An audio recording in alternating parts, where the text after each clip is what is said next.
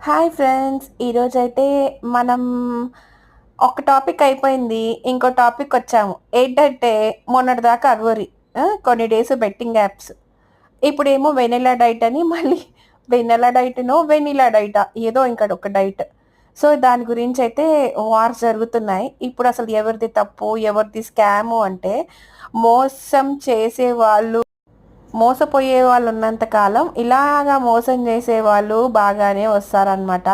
So, ఒకళ్ళ తర్వాత ఒకళ్ళొచ్చి అసలు నాకర్థం కాదు. వీళ్ళకి నిజంగా బుద్ధి జ్ఞానం ఉందా? జాయిన్ అయిన వాళ్ళకైనా అసలు అలా ఎలా వెయిట్ లాస్ అవుతారు? ఫుడ్ నుంచి వెయిట్ లాస్ నిజంగా సెలబ్రిటీస్ చాలామంది ఇట్లాంటి వాటిని ఎంకరేజ్ చేశారు. ఆ సెలబ్రిటీస్‌ని పట్టుకొని తన్నాలి. మెయిన్‌గా అయితే ఈ పండుకోతిని అనమాట. ఎందుకంటే ఆ బర్రెదే అందరిని చెడగొట్టడానికి అదే ఉందిగా ఆ పెరుగు పచ్చడి బర్రె. ఆ బర్రెది అందరిని చెడగొట్టడానికి లక్షల కోట్లు సంపాదించింది. అందరిని మోసం చేసి ఇలాంటి ఫేక్ యాడ్స్ ఇచ్చేసి దాని సబ్స్క్రైబర్స్‌కి సిగ్గుండాలి ఫస్ట్.